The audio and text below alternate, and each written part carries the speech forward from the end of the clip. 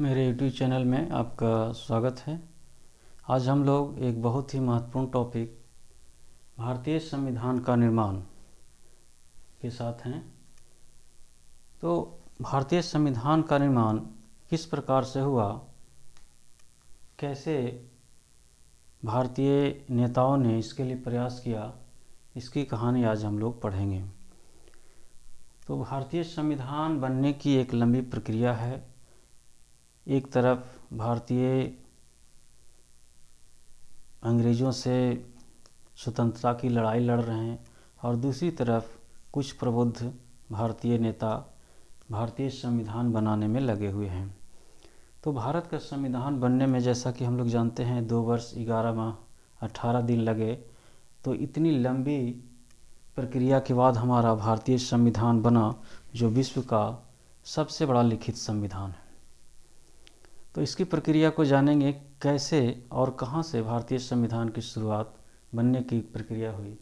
तो इसमें सबसे पहले हम स्वराज विधेयक 1895 को देखेंगे। यह बाल गंगाधर तिलक के द्वारा स्वराज बिल पेश किया गया था, जिसमें संविधान निर्माण का संकेत दिया गया था। लेकिन आगे 1922 ईस्वी में गांधी जी ने कहा था कि भारतीय संविधान का निर्माण होगा और वह भारतीयों की इच्छा अनुसार होगा। तो 1922 में भारतीय नेताओं और भारतीय लोगों के बीच में यह विचार उत्पन्न हुआ और वही प्रक्रिया आगे बढ़ती चली गई। फिर आगे 1924 ईस्वी में मोतीलाल नेहरू 1924 ईस्वी में ब्रिटिश सरकार से यह मांग करते हैं कि भारत के लिए एक संविधान निर्माण के लिए संविधान सभा की मांग किया, संविधान सभा का निर्माण हो। लेकिन ब्रिटिश सरकार ने इसे अस्वीकार कर दिया। फिर 1927 ईस्वी में साइमन कमीशन का गठन होता है और इस कमीशन में सभी लोग विदेशी हैं और भारत के लिए, भारत की व्यवस्था और विधि व्यवस्था को देखने के लिए भारत 1928 ईस्वी में आते हैं। तो इसका पुरजोर विरोध होता है भारत में। तो इसी समय अंग्रेज़ों ने एक चुनौती दी भारतीय नेताओं को, यदि हमारे द्वारा बनाए गए कानून आपको स्वीकार नहीं है तो आपको ऐसा कानून बनाएं जो सभी को स्वीकार हो, सभी भारतीय इसको स्वीकार करते हों। तो इस चुनौती को मोतीलाल नेहरू ने स्वीकार किया। मोतीलाल नेहरू जो जवाहरलाल नेहरू के पिता रहे हैं और अपने समय में प्रख्यात बैरिस्टर वकील रहे हैं, तो उन्होंने इसे स्वीकार किया और 1928 ईस्वी में एक रिपोर्ट पेश किया, जिसे नेहरू रिपोर्ट के नाम से जाना जाता है। इसमें उन्होंने एक डोमिनियन स्टेट की मांग की थी और संविधान निर्माण का सांकेतिक शुरुआत कैसे हो, किस प्रकार का संविधान भारत का होगा, इसके बारे में बताया था। लेकिन यह नेहरू रिपोर्ट असफल हो गया और असफल होने का सबसे बड़ा कारण था मोहम्मद अली जिन्ना, जो उस समय मुस्लिम लीग के बड़े नेता बन चुके थे और नेहरू रिपोर्ट के खिलाफ उन्होंने 14 सूत्री मांग रख दी और इस प्रकार नेहरू रिपोर्ट फेल हो गया। आगे संविधान निर्माण की प्रक्रिया में 1940 का वर्ष बहुत ही महत्वपूर्ण रहा है। 1940 में रामगढ़ सम्मेलन हुआ कांग्रेस का। उस सम्मेलन में भारतीय नेताओं ने एक अंतरिम सरकार के गठन की मांग की थी। ब्रिटिश सरकार से कहा था कि एक अंतरिम सरकार की गठन हो, इसमें भारतीय लोग शामिल हों और संविधान का निर्माण हो। लेकिन ब्रिटिश सरकार ने अंतरिम सरकार की मांग को अस्वीकार कर दिया, लेकिन संविधान निर्माण का आश्वासन दिया। चूँकि वह समय विश्व युद्ध का था, दूसरा विश्व युद्ध 1939 में शुरू हो गया था, जो 1945 ईस्वी तक चला। और इस विश्व युद्ध में दो पक्ष थे, एक तरफ धुरी राष्ट्र था और दूसरी तरफ मित्र राष्ट्र थे। ये धुरी राष्ट्र और मित्र राष्ट्र, धुरी राष्ट्र की तरफ से जर्मनी, जापान और इटली थे, और इस तरफ इंग्लैंड के साथ साथ यूरोप के अन्य देश इसमें शामिल थे, रूस, अमेरिका, सभी, चाइना इसी तरफ थे। लेकिन जर्मनी शुरुआती के दौर में बहुत ही शक्तिशाली रहा और मित्र राष्ट्र को काफ़ी परेशान कर रहा था, और इस तरह से ब्रिटिश सरकार पूरी तरह से दबाव में थी। ऐसी स्थिति में 1940 ईस्वी में भारत के तत्कालीन वायसराय लिनलिथगो 8 अगस्त 1940 को एक प्रस्ताव पेश किया, जिसे अगस्त प्रस्ताव के नाम से जाना जाता है। अगस्त प्रस्ताव के नाम से जाना जाता है। यह अगस्त प्रस्ताव भारतीय नेताओं को संतुष्ट करने का प्रयास था, और ये इसलिए किया गया क्योंकि विश्व युद्ध चल रहा था, और विश्व युद्ध में बिना कहे पूछे, भारतीय नेताओं से कहे पूछे, भारत को ब्रिटेन की तरफ से भारत का समर्थन प्राप्त कर लिया था, जबकि भारतीय ब्रिटेन को समर्थन नहीं दिए थे। तो इससे नाराज़ थे, और इस नाराज़गी को दूर करने के लिए अगस्त प्रस्ताव लाया गया, और इसमें दो बातें कही गई मुख्य रूप से, कि भारत को एक डोमिनियन स्टेट मिलेगा, एक डोमिनियन स्टेट बनाया जाएगा, और दूसरा संविधान सभा का निर्माण किया जाएगा, संविधान सभा का निर्माण। डोमिनियन स्टेट, तो ये सब डोमिनियन स्टेट की बातें जो थी वो तो सिर्फ बहलाने फुसलाने के लिए थी, क्योंकि 1929 में हम लोग जानते हैं कांग्रेस के ऐतिहासिक लाहौर सम्मेलन, बहुत ही जवाहरलाल नेहरू की अध्यक्षता में वो भाषण बहुत ही महत्वपूर्ण है। इसमें उन्होंने कह दिया था कि हमें स्वराज नहीं बल्कि पूर्ण स्वराज चाहिए। तो डोमिनियन स्टेट अब पीछे छूट गया था, इसकी मांग तो अब भारतीय चाहेंगे नहीं, इससे आगे चाहेंगे। तो ये तो चला गया, लेकिन संविधान सभा का निर्माण की प्रक्रिया का जो संकेत दिया, तो ये भारतीयों के लिए सकारात्मक था, और इसे आगे बढ़ाने का प्रयास किया गया। लेकिन अगस्त प्रस्ताव को भारतीय नेताओं ने अस्वीकार कर दिया, मुस्लिम लीग ने भी और कांग्रेस ने भी। इसका सबसे बड़ा कारण था, इसमें एक शब्द बोला गया कि मुख्यतः भारतीय इसमें होंगे। संविधान सभा का जो निर्माण होगा उसके जो सदस्य होंगे मुख्यतः भारतीय होंगे। तो इसमें एक संकेत छिपा हुआ था कि मुख्यतः भारतीय होंगे, इसका अर्थ है कि अन्य भी होंगे, शायद ब्रिटिश सरकार के सदस्य हो सकते हैं इसमें। तो ये भारतीय को गवारा नहीं था। मुख्यतः भारतीय यदि कहा जाता कि केवल भारतीय ही होंगे या भारतीय के द्वारा ही भारत का संविधान बनेगा, तो शायद यह भारतीय इसका समर्थन करते, लेकिन ये ऐसा नहीं हुआ। तो इस प्रकार अगस्त प्रस्ताव अस्वीकार कर दिया गया। लेकिन यह दौर विश्व युद्ध का चल रहा था पूरी तरह से। 1942 तक तो पूरी तरह से ब्रिटेन दबाव में था, विश्व युद्ध के दबाव में था, इसकी सेनाएं हार रही थी। तो ऐसी स्थिति में विदेशी दबाव ब्रिटिश सरकार पर पड़ता है इंटरनेशनल प्रेशर के कारण। जैसे अमेरिका, ऑस्ट्रेलिया, चाइना जैसे देशों ने एक दबाव डाला कि किसी भी प्रकार से भारतीय लोगों का समर्थन प्राप्त करो, और यदि समर्थन प्राप्त नहीं करोगे तो एशिया में जापान जो तबाही मचाए हुए है, वो तो भारत पर भी आक्रमण करके भारत को अपने समेट सकता है। तो इस दबाव में ही ब्रिटिश सरकार ने एक मिशन भेजता है, एक मिशन जिसे क्रिप्स मिशन कहा गया। क्रिप्स मिशन ये 1942 में भेजा गया।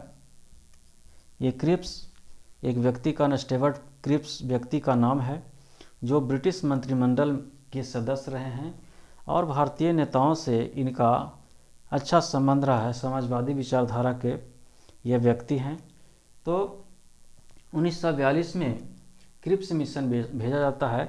22 मार्च 1942 को क्रिप्स मिशन भारत आता है और क्रिप्स भारतीय नेताओं से मिलते हैं और एक प्रस्ताव पेश करते हैं।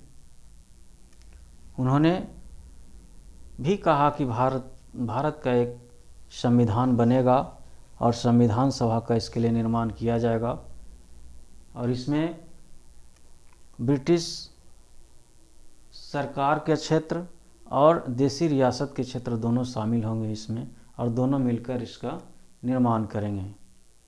और क्रिप्स मिशन ने ABC 3 क्षेत्र में बांटने का भी प्रयास किया भारत को। हिंदी बहुल क्षेत्र, मुस्लिम बहुल क्षेत्र और सिख क्षेत्र, इस तरह से बांटने का प्रयास किया।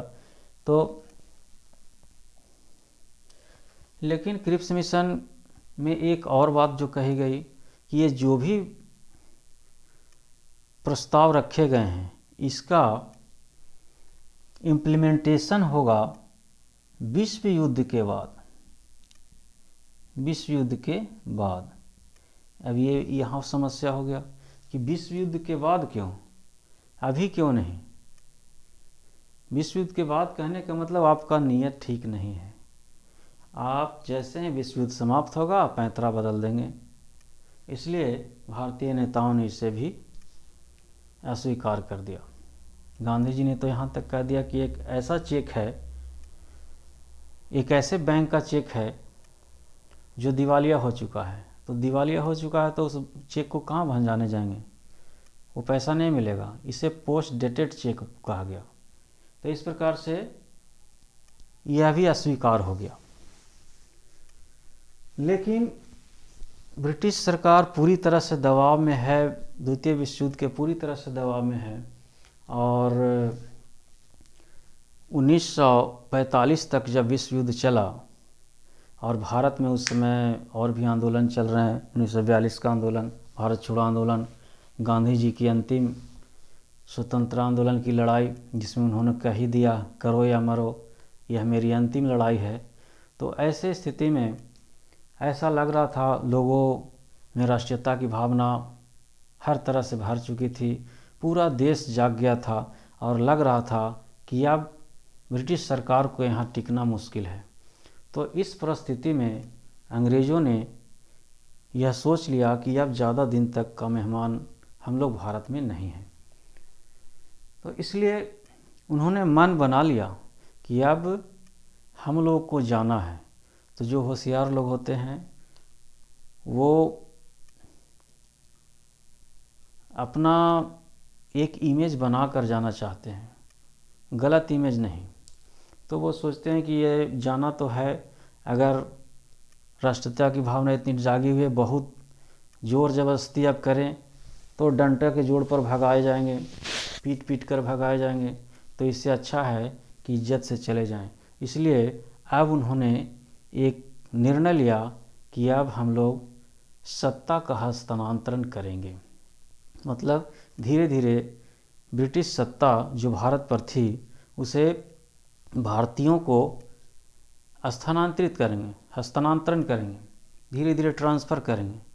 और इसलिए सकारात्मक विचार रखते हुए 1946 ईस्वी में एक मिशन बनाया गया जिसका नाम है कैबिनेट मिशन। कैबिनेट मिशन 29 मार्च 1946, 29 मार्च 1946 को कैबिनेट मिशन बनाया जाता है। यह कैबिनेट मिशन पूरी तरह से सकारात्मक था और यह सोच लिया था कि सत्ता का धीरे धीरे ट्रांसफ़र कर ही देना है और इज्जत के साथ यहाँ से चला जाना है। इसलिए जो संविधान सभा बनाने की मांग थी और अंग्रेज भी बार बार अपने प्लानिंग में बोल रहे थे, तो वो तो 1946 में कह ही दिया गया कि भारत का एक संविधान सभा का निर्माण किया जाएगा। 1946 में संविधान सभा बनेगा, संविधान सभा बनेगा। अब ये संविधान सभा कैसे बनेगा, इसकी विस्तृत चर्चा कैबिनेट मिशन में कर दी गई। अब इस संविधान सभा में कौन होंगे, तो ये थोड़ा कंफ्यूजिंग रहा है विद्यार्थियों के लिए, नहीं समझ पाते हैं तो यहाँ अच्छे से समझ लेना होगा कि संविधान सभा में कौन लोग गए। इसके लिए हम लोग पृष्ठभूमि बनाएंगे। तो 1945-46 में भारत में चुनाव कराया गया, जो भारतीयों की बहुत पहले से मांग थी। तो 1945-46 में लॉर्ड बेवेल ने 1945-46 में चुनाव किया गया और उस समय तत्कालीन वायसराय लॉर्ड बेवेल ने घोषणा कर दिया कि अब चुनाव होगा, और चुनाव हुआ। केंद्रीय चुनाव, केंद्रीय विधानमंडल का और प्रांतीय विधानमंडल दोनों का, दो प्रकार का चुनाव हुआ, केंद्रीय और प्रांतीय। केंद्रीय सरकार बनेगी, प्रांतीय सरकार बनेगी। तो इस प्रकार से चुनाव हुआ और केंद्रीय पहले हुआ, प्रांतीय बाद में हुआ। ये 1946 तक चला गया, जनवरी फरवरी 1946 तक। इस प्रांतीय चुनाव में जो जीत कर आए उन्हीं को जिम्मा दिया गया कि वे संविधान सभा के सदस्य चुनकर भेजें। ये महत्वपूर्ण चीज़ है, इसको ध्यान रखना है। संविधान सभा का जो चुनाव हुआ वह प्रांतीय विधानमंडल के आधार पर हुआ। यहीं से इन्हीं लोगों ने चुनकर संविधान सभा के सदस्य को भेजा। तो इस प्रकार से कहा जा सकता है संविधान सभा के सदस्य जो थे वो डायरेक्ट वयस्क मताधिकार से नहीं चुने गए हैं, वो प्रांतीय विधान सभा के सदस्यों के द्वारा समानुपातिक विधि से चुने गए हैं। तो इस प्रकार से टोटल 389 सदस्य का चुनाव करना था, लेकिन चूंकि 1946 के कैबिनेट मिशन में भी कहा गया था कि इसमें दो क्षेत्र, भारत के पूरे संपूर्ण क्षेत्र के लोग रहेंगे, जो दो तरह के हैं। एक तो हैं ब्रिटिश सरकार के अधीन, सरकार के अधीन हैं, और दूसरे देसी रियासत हैं। ये दो प्रकार के हैं। तो दोनों जगह से 389 चुनकर जाएंगे। इसमें बंटवारा किया जाएगा, जो ये देखिए यहाँ पे बंटवारा किया गया है। कैसे कैसे 389 सदस्य जो बनाए गए हैं, इसमें भी एक फार्मूला लगाया गया। क्योंकि उस समय भारत की जनसंख्या लगभग 40 लाख थी, तो 40 लाख पर ये 389 फिट होते हैं, मतलब 10 लाख पर एक सदस्य को बनाया गया, 10 लाख पर एक सीट बनाया गया। और इस प्रकार से अगर निकाल के देखेंगे तो एग्जैक्ट अगर बनाया जाएगा जनसंख्या का, तो लगभग मैं बोल रहा हूँ तो 389 होंगे। तो 389 में भी दो भाग में बांटा गया। ये 296 टोटल हैं और ये 93 हैं।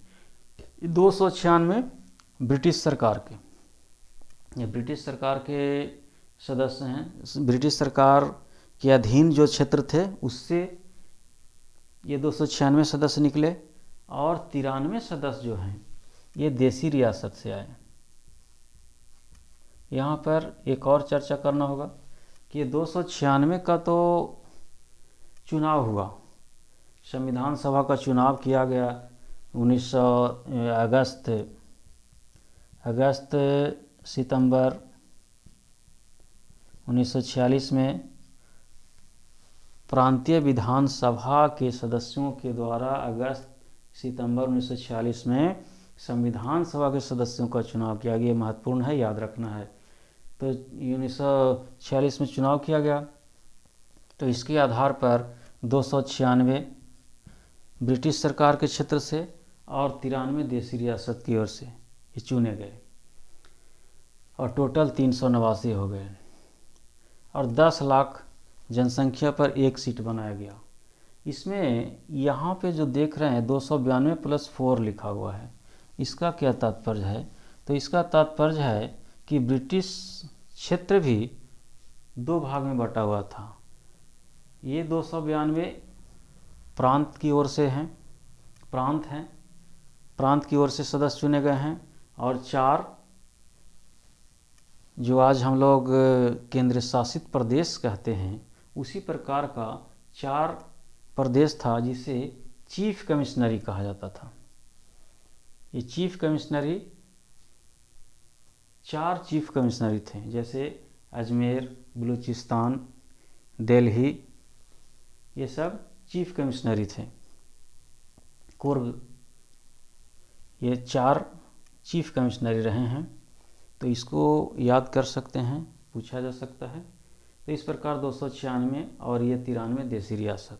इसका चुनाव निर्वाचन नहीं हुआ था, ये मनोनीत थे। देसी रियासत देश के राजा जो थे अपने में ही तय कर रहे थे इस आदमी को संविधान सभा में भेज देना है।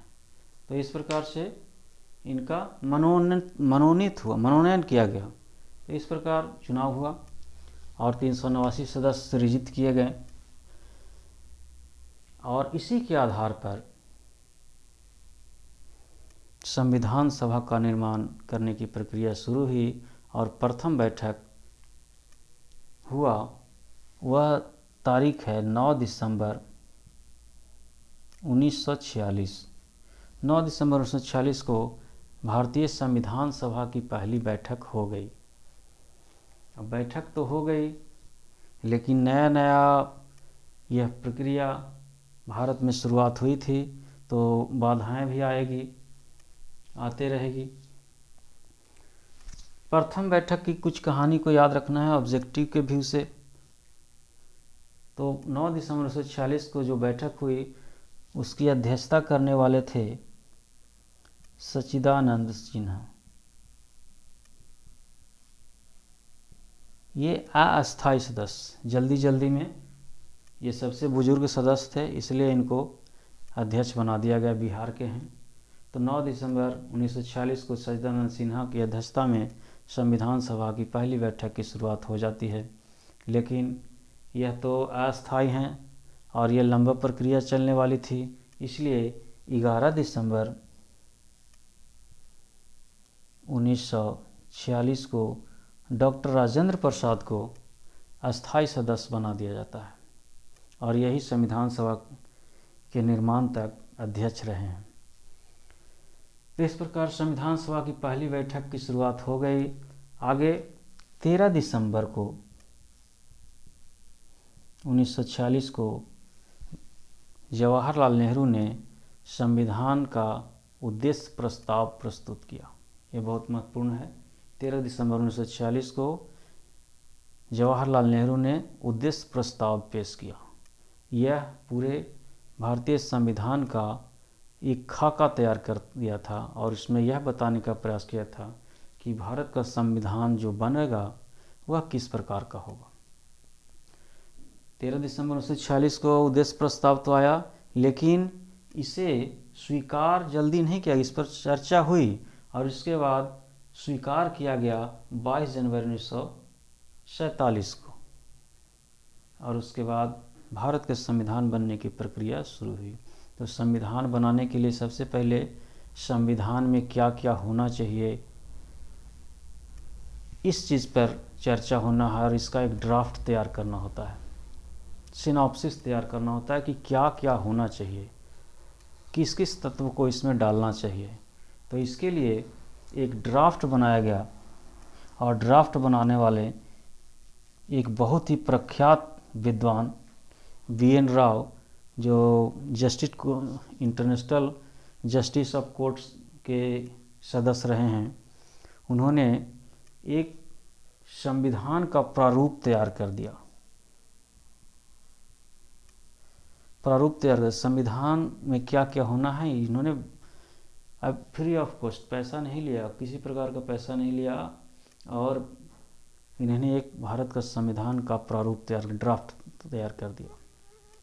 अब प्रारूप तो तैयार कर दिया, लेकिन इस प्रारूप पर चर्चा करना होता है, इस पर एक एक चीज़ एक बारीकी से इस पर विश्लेषण किया जाता है, तब जाकर उसको संविधान में लिखा जाता है।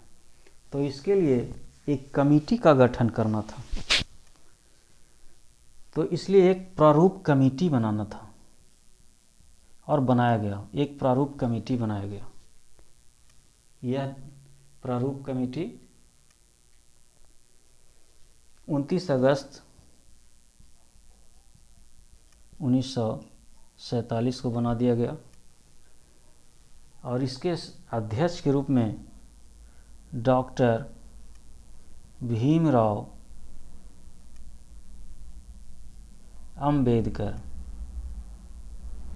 डॉक्टर भीमराव अंबेडकर को इसका अध्यक्ष बनाया गया। इस प्रारूप समिति या इसे पांडुलेखन समिति भी कहा जाता है, अंग्रेजी में कहें तो ड्राफ्टिंग कमेटी, कुछ भी आ सकता है क्वेश्चन में।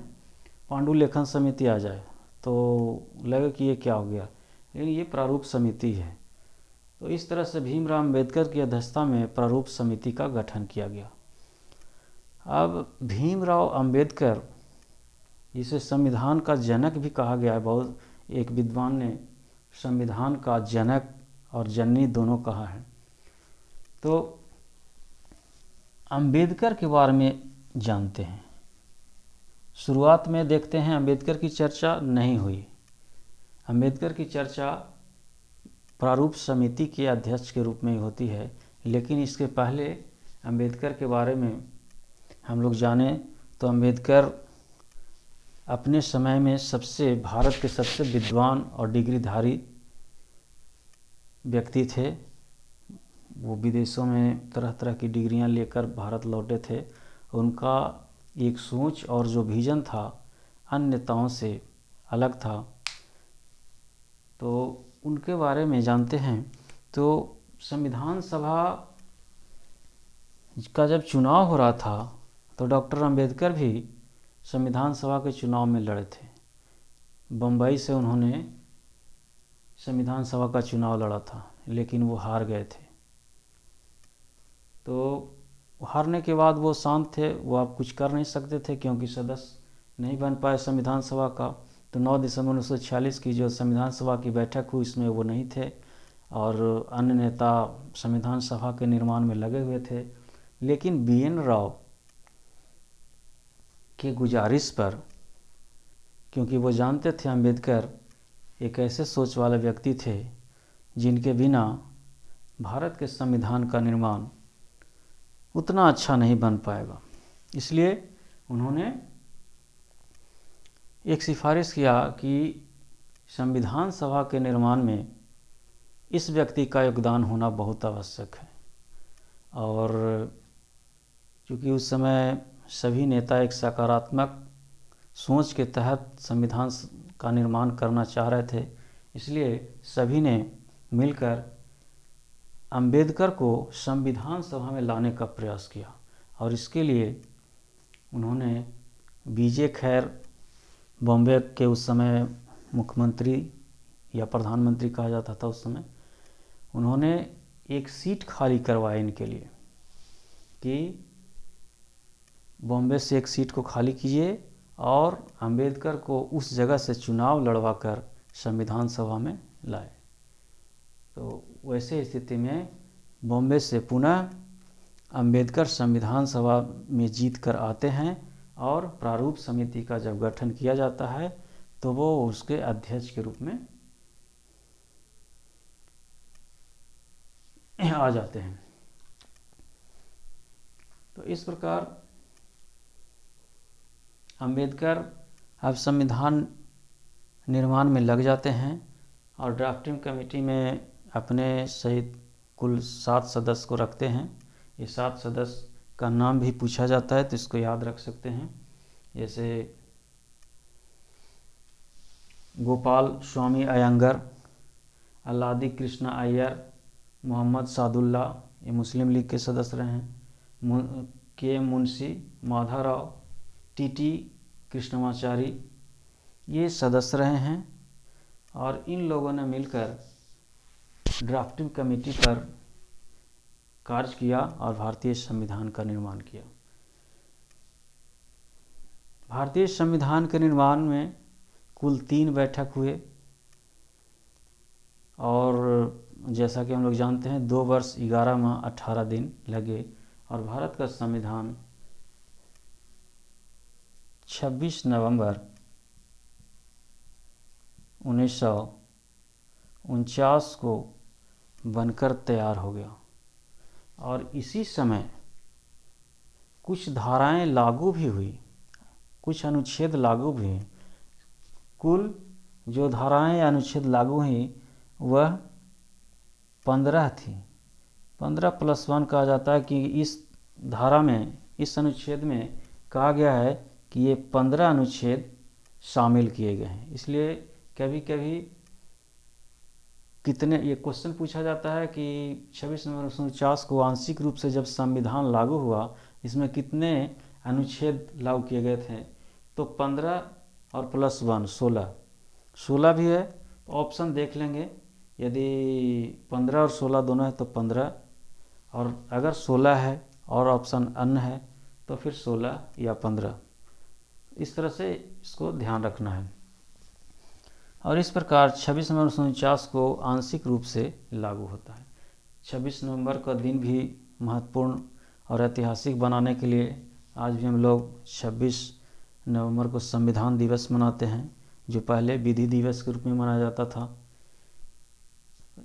और एक और जो तिथि है बहुत ही महत्वपूर्ण भारतीय इतिहास में रहा, वह 26 जनवरी। 26 जनवरी, ये कहानी फिर पीछे जाते हैं 1929 के लाहौर अधिवेशन में, जब पंडित जवाहरलाल नेहरू ने एक ऐतिहासिक भाषण दिया था और उसमें शपथ लिया था कि हम लोग 26 जनवरी 1930 को भारत में स्वतंत्रता दिवस मनाएंगे। तो भारत तो 15 अगस्त 1947 को आज़ाद होता है और 26 जनवरी को एक ऐतिहासिक दिवस मनाना था, इसलिए संविधान बनकर 26 नवंबर 1949 को जब तैयार हो गया तो उसे लागू करने के लिए एक तिथि रखी गई, वही है 26 जनवरी। और 26 जनवरी 1950 को हमारा संविधान संपूर्ण रूप से लागू हो गया। इस तरह से हमारे भारतीय संविधान का निर्माण हो गया। भारतीय संविधान की सभा की अंतिम बैठक भी महत्वपूर्ण है। वह बैठक है 24 जनवरी 1950। यह संविधान सभा की अंतिम बैठक है और इस बैठक में 284 हस्ताक्षर हुए। 284 लोगों ने हस्ताक्षर किया था। यह भी याद रखने वाली बात है कि जब अंतिम बैठक हुई तो उसमें कितने सदस्यों ने संविधान पर हस्ताक्षर किया, तो ये 284 लोगों ने हस्ताक्षर किया था। यह तो संविधान बनने की कहानी है।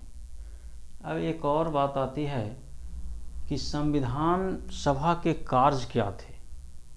तो यहाँ भी विद्यार्थी कन्फ्यूज़न में होते हैं और समझ नहीं पाते, तो थोड़ा सा इस पर मैं चर्चा करूँगा कि संविधान सभा के कार्य क्या थे। तो मुख्य रूप से संविधान सभा के 2 कार्य थे।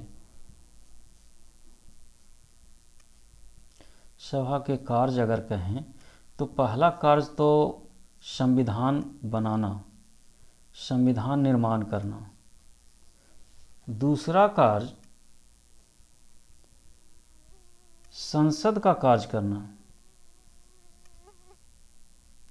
आज जैसे संसद कानून बनाती है, तो जो संविधान का निर्माण हो रहा था, तो उस पर कानून बनाने का अधिकार संसद को होता है, और ये संसद का भी कार्य कर रहा है ये संविधान सभा।